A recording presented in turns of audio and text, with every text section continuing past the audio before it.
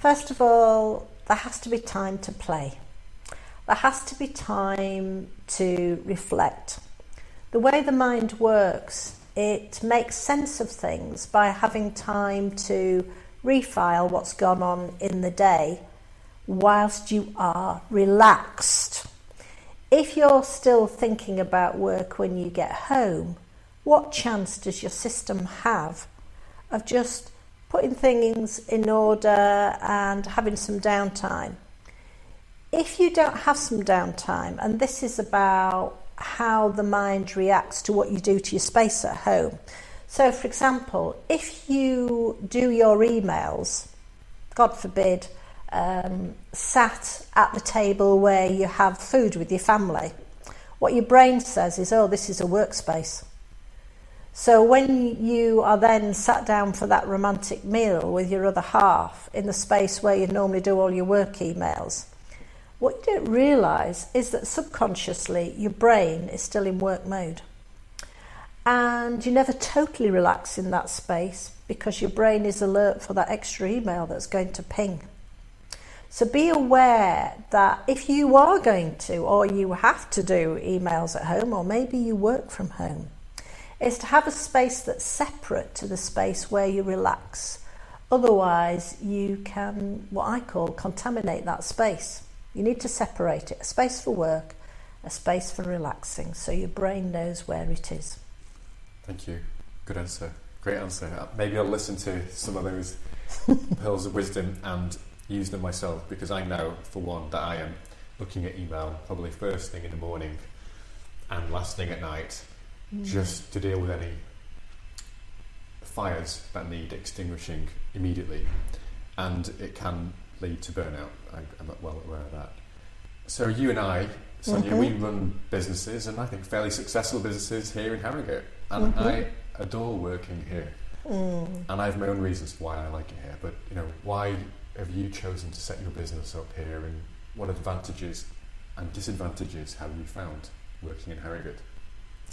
Well, I have a little story about that. When I was deciding where I was going to set up my offices, I was walking along Cornwall Road near the Valley Gardens. Very nice. Very nice. And I spent my childhood there with, my mother had multiple sclerosis and was in a place that was called Yorkshire Home in those days. And she was in there, so often I would spend time in the Valley Gardens, pushing her up and down, or getting complete strangers to push her up and down because she was quite heavy. And also my father was chef there. And I love that building, Windsor House, because my father used to show me pictures of him and Mum being at parties there, and I really loved sort of, being in that space. So that's why I set up my premises there. And also, Harrogate has a lovely energy. It has a feeling of being a special place where I know it's been deemed that one of the happiest places to live. And it's a place where I can truly relax. I never feel stressed or concerned, for example, about wandering through the Valley Gardens.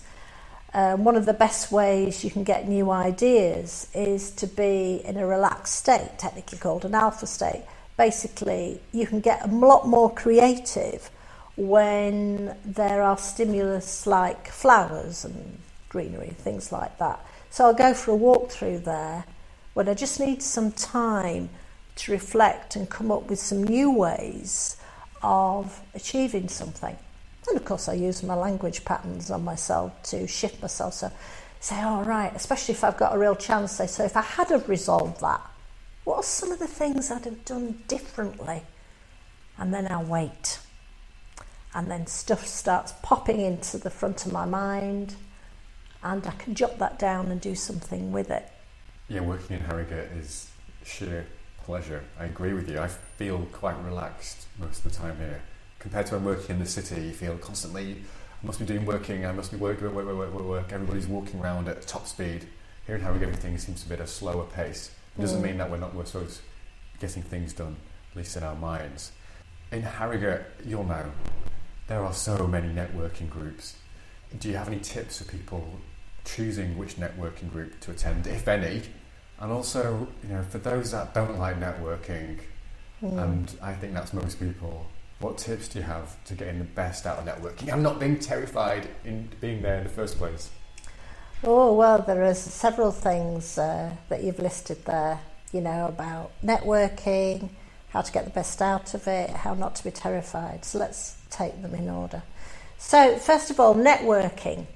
I think that you network best when you are giving something that's of use. I think, yes, you can go to networks. So I go to networks where I'm part of a women's group, part of a collaborative group where we sit and we talk about some of the challenges we have in the business, and you can support each other. That's a great way of networking, when you're helping each other.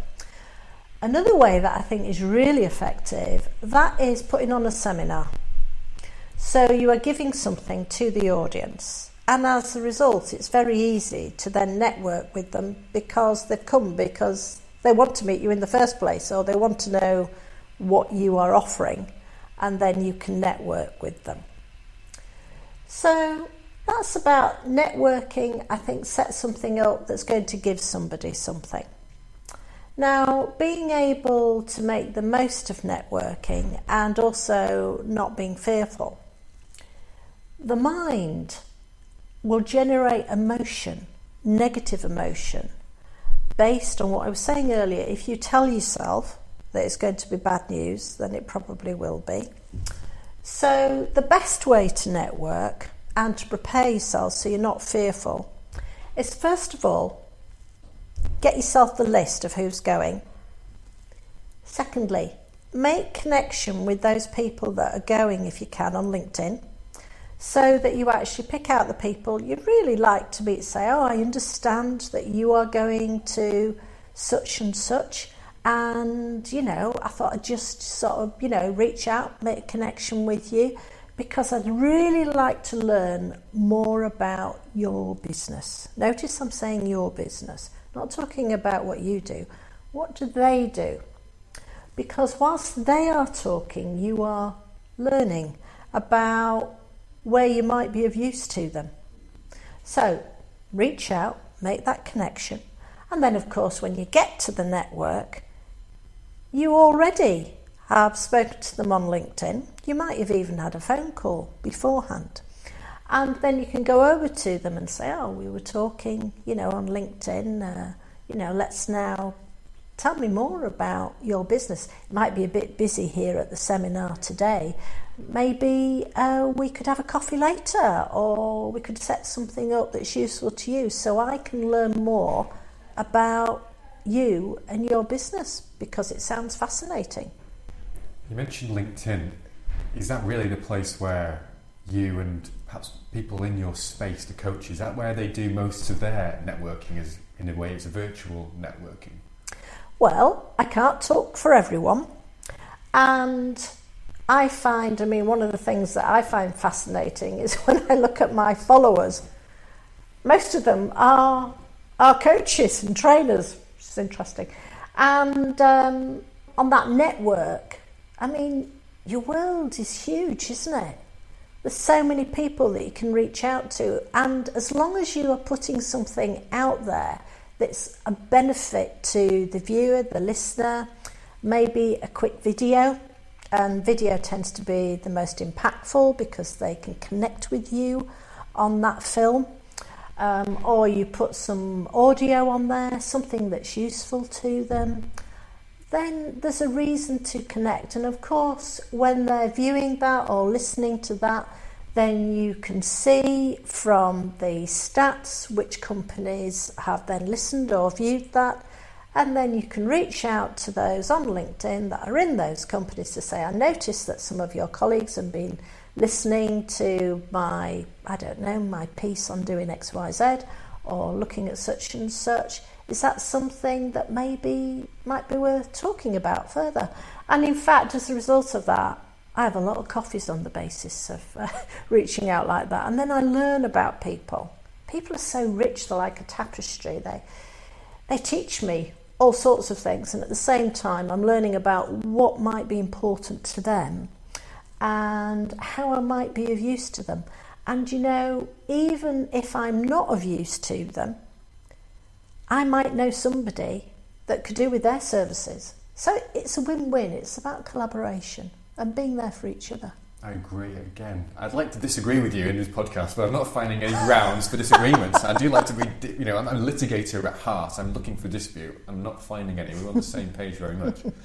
Speaking of what I do, law, I've started a new business strand arm, I suppose, acting for lawyers. And I know that quite a few of your clients, if you call them clients, are lawyers.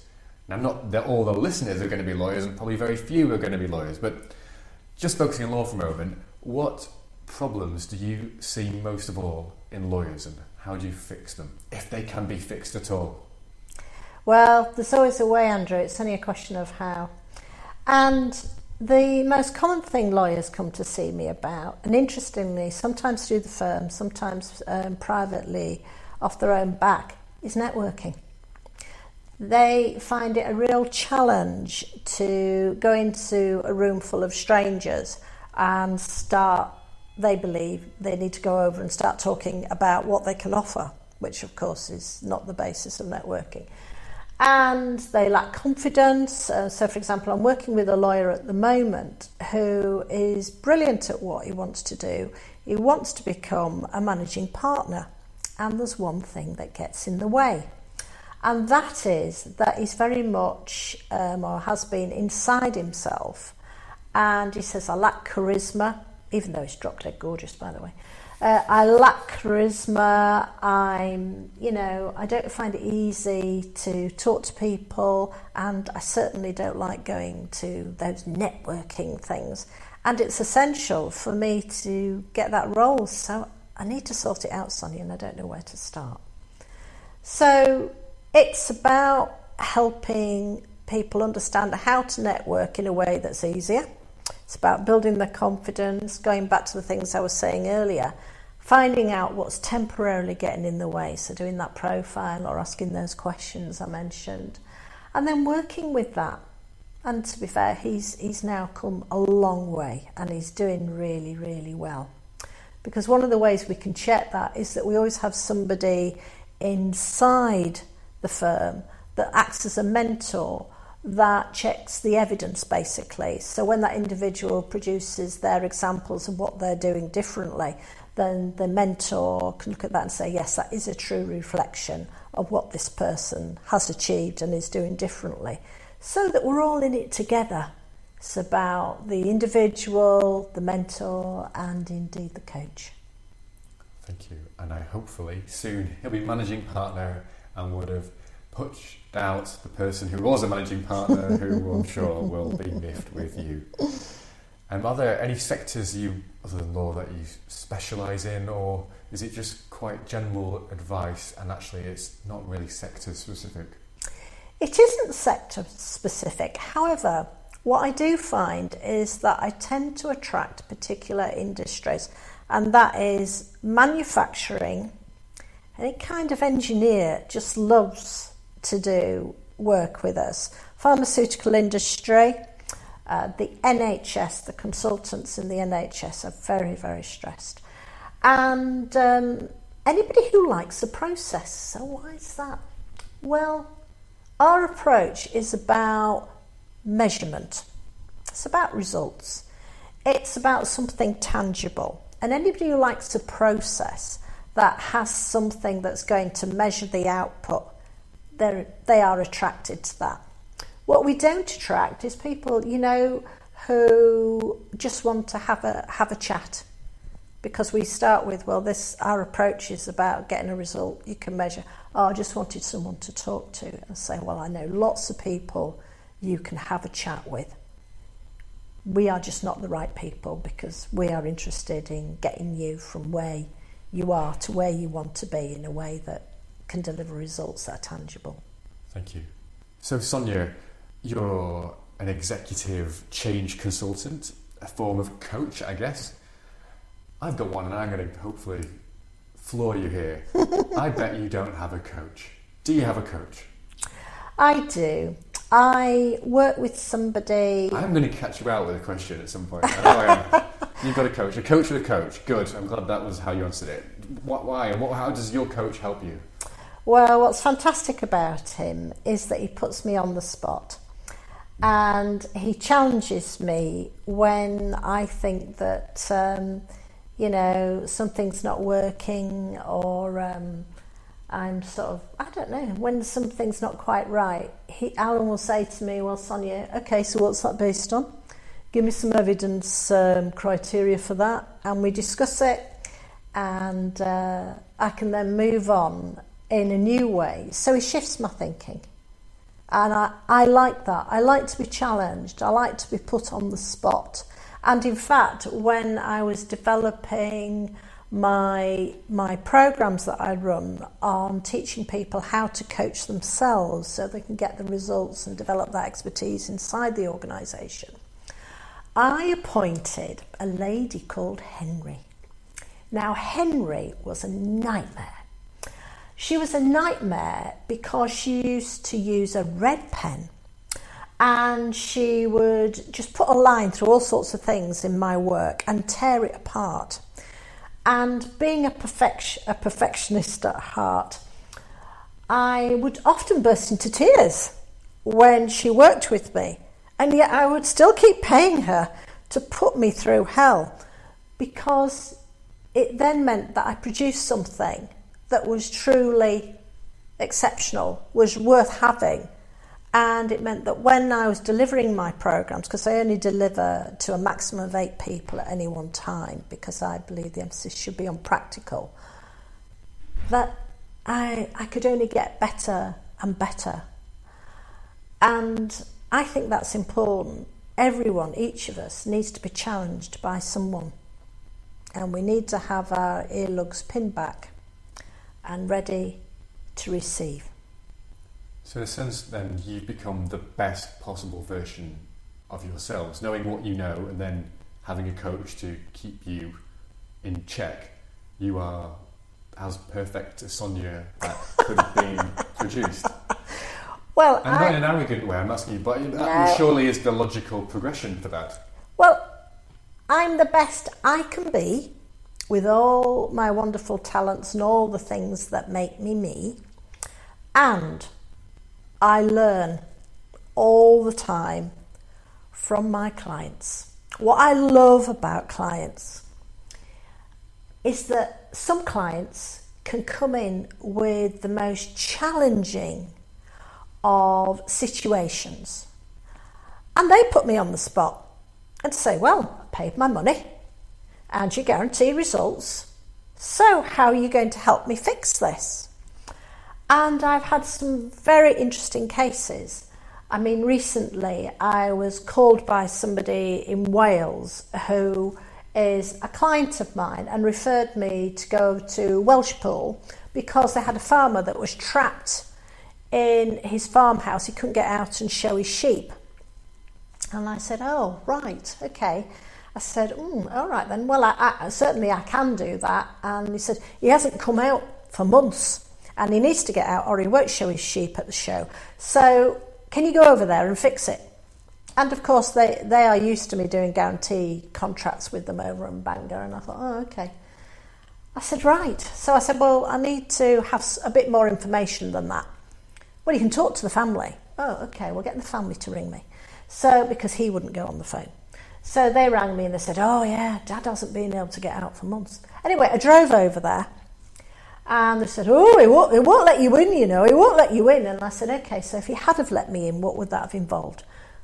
Well, I suppose if we were with you. So all 3 brothers came with me into the house. Now, the house was quite a challenge. It had some information for me before I got anywhere near our said farmer. There were piles of paper everywhere, which was a sign of hoarding, and hoarding is a sign of anxiety. And I made my way through all the papers, created a space for me to sit, put my cardie down because, yes, well, he'd obviously not had a chance to clean for a while. And I sat down with him. And of course, quite often I'm used to people just put people in a trance, give them access to what's going on, all that sort of thing, and sort it out. And this farmer wasn't having any. He was in his late 60s and he wasn't doing anything. So I said, right, okay, well, I tell you what, I'm interested in you telling me more about you and your life. And he told me that he really loved his sheep and he had a lot of dreams about them. Best way to sleep. So I said, well, one of the things we can do is I can help you understand a bit more about those dreams. Would that be of interest? Oh, he says, now you're talking. Well, that would be interesting, but I'm not leaving this house. Absolutely no. That's okay. So I helped him. That was the only way he'd close his eyes, is by going into his dream. So he closed his eyes and then I could give him access to what was going on through his dreams and his perception of dreams. And then when he'd finished doing that and he came out of that and I was able to sort some things out whilst we were in there, I said, what is it like now? He said, I feel so much better. And we had to do a number of things with him, working on the basis that he was closing his eyes to access dreams. And very, very slowly, it took me all day, I finally got him out of that house and got to the show. And oh gosh, it was great fun. However, one of the things I'm always going to remember is getting in his buggy, and in the hills there, they go a very steep incline up through the bracken. My heart was in my mouth and I said, are there any seatbelts? No. He says, you'll be all right. I've been doing this for a long time, Yeah, okay. And there I was in my high heels, holding on for dear life as we went up this mountain through the bracken. I was sure we were going to turn over, Andrew. I was really sure we were going to turn over to get to his sheep. And finally we got to the sheep with the brothers following closely behind in their buggies. And he got to the show and he was delighted, although he only came third. And it was sorted. And the brothers said, so what caused that then? I said, well, what caused it was the fact that I know your father had a fall a year ago. Oh, yes. We look after him, and we got all his food in and everything, and we told him he didn't have to leave the house, and we provided everything he could possibly need. And I said, he fell at the doorstep, didn't he? Well, yes, and he injured his hip, Yes. And then you never had him out of there again. Well, no, we told him we'd do everything for him. We looked after him. And that's why he developed a fear of going out. Because what happens in the mind is, if you continually don't do something, eventually you believe you can't do it. And that's what happened for your dad. Your dad needs those sheep. The sheep need your dad. And that is what keeps him sane. And the farmer needed Sonia Saxton. Well, he only needed a facilitation through the skills that Sonia Saxton had. Anybody can do that as long as they have the skills to enable somebody to understand more about themselves, what makes them tick and what all that is about. You've spoken a lot about, in a sense, continuous professional development. Yes. Keep learning. All the time. Which books and maybe podcasts or videos, etc., do you listen to that my audience would be interested in and would help them? Well, I love the TED Talks. I love that because... Do you have a favourite TED Talk? Do I have a favourite one? No, I don't think I do have No, I'm not going to say I have a favourite one because they all have something to offer. And I also think books like The Games People Play by Eric Byrne, I just love that. I love reading autobiographies. So Alan Sugar, I love his book because he started life very young, had nothing, and he discovered that the railway sleepers were abandoned. And what did he do? He got himself a cheap saw and he sawed up the wood to make sticks that he then trailed around the neighbourhood to the neighbours to sell for a few bob for each pack of sticks. And he made a great deal of money like that, you know. And that's really resourceful, and I can learn from things like that. And to be fair, I really identify with him, because when I was very young, and we didn't have much at all, I was given a bright red three-wheeler bicycle because my best friend got a new two-wheeler and I was given the three-wheeler.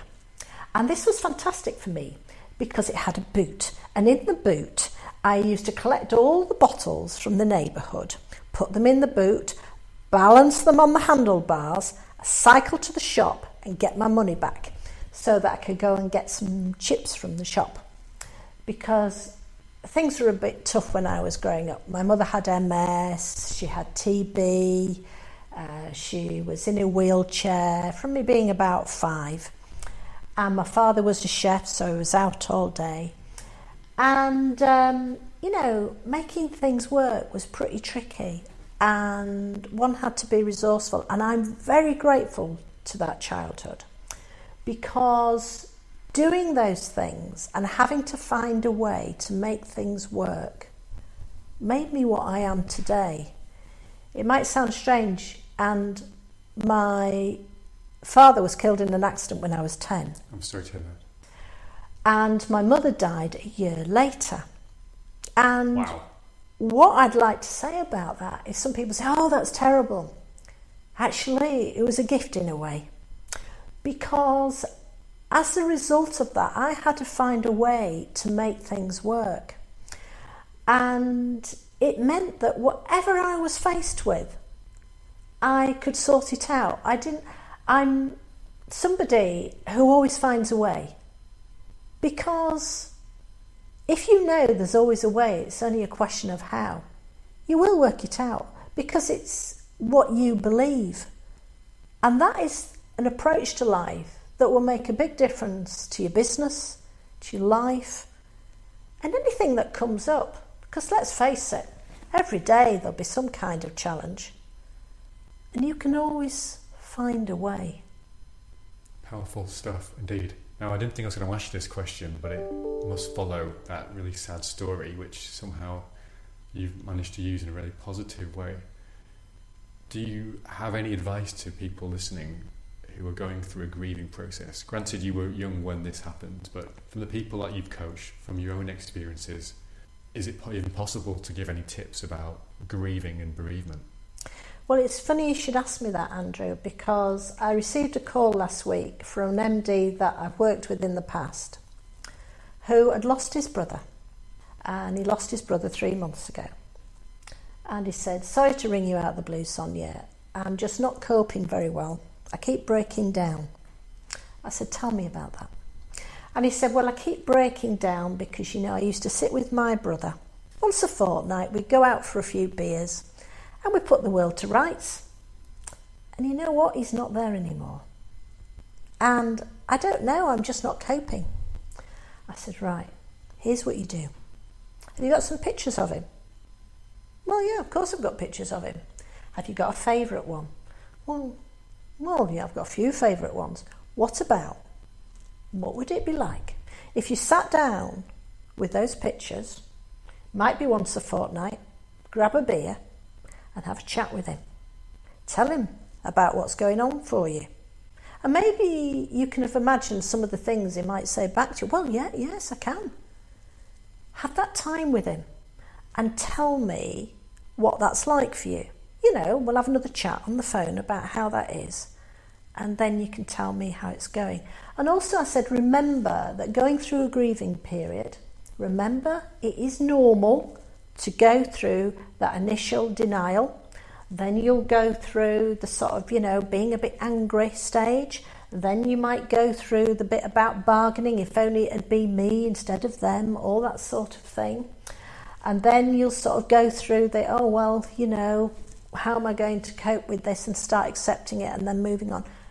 Understand, it's normal to go through that process. And anything that's going on for somebody is meeting a need. Simply reflect on what need something was meeting and find a new way of meeting that same need, and you'll be fine. And be honourable towards yourself, be kind, and respect that, you know, it takes time, and we all do things at a different pace, and that's okay. And just honour that, and honour that for your friends, family and colleagues, and you can't go far wrong. Thank you, Sonia. Thank you very much. I think we should draw it to an end with that beautiful ending. An ending I hadn't foreseen when I was planning this podcast. I don't think you probably did either. No. But before we go, how do our listeners get to know more about you, find out more, for example, online? Just go to our website, saxtonpartners.co.uk, and you'll find our phone number is there, although it's Harrogate 858816. Give me a call. There's no obligation. I like to listen. I'm interested in other people. Just give me a call. We can have a chat, maybe meet for that coffee, and I can learn more about you and some of the things that you want to achieve. Speaking of liking to listen, I've enjoyed listening to you. Hopefully my listeners will enjoy listening to you, and I wish you all the best with your future of helping other people to be the best version of themselves. Thank you very much, Sonia. Thank you, Andrew.